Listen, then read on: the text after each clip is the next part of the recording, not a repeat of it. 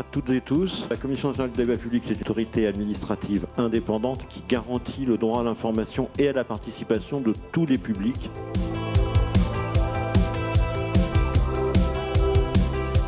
La première question, et ça va être l'objet de la réunion de ce soir, c'est celle de la confiance.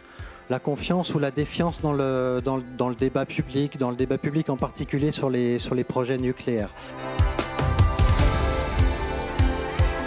On va avoir un premier temps qui sera consacré, comme l'a dit David, à la confiance. Qu'est-ce qu'il vous faut pour venir en confiance dans ce débat? Il n'y a pas de débat! Il n'y a pas de débat! On a dit, je le rappelle encore une fois, qu'on respectait la parole des uns et des autres, des intervenants comme des participants et participantes.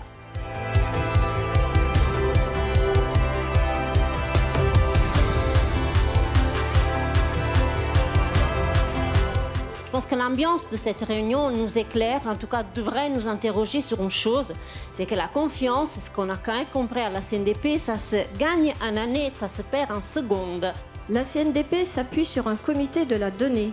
Qui sont les membres de ce comité? Pouvez-vous garantir leur neutralité?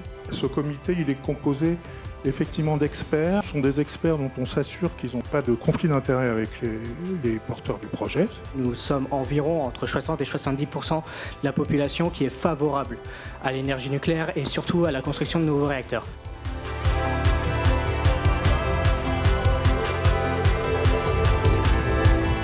Je pense que c'est important de venir à cette première session de lancement du débat public pour que l'ensemble des citoyens puissent donner leur avis sur ce nouveau projet et qu'on puisse entendre les différentes questions et apporter des réponses.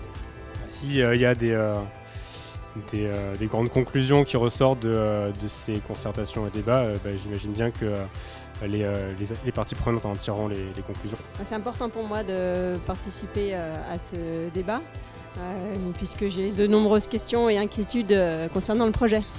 La commission de débat public, ça fait partie des pistes qu'on peut explorer pour augmenter la transparence sur ce type de projet. Pour qu'un débat public soit réussi, c'est qu'il faut savoir derrière qu'est-ce qu'on va faire des réponses. C'est que est-ce qu'on va débattre pour débattre ou est-ce que derrière il y aura un réel enjeu en termes de décision. Une deuxième question relève de la confiance, c'est quelle garantie qu'EDF et RTE vont répondre aux questions et pas seulement on va faire des études. Au cours de ces débats publics, qu'est-ce qu'on fait? On s'efforce d'expliquer un projet, on s'efforce, vous avez posé la question, de répondre aux questions, de donner un éclairage, de faire en sorte que le public puisse se forger un avis.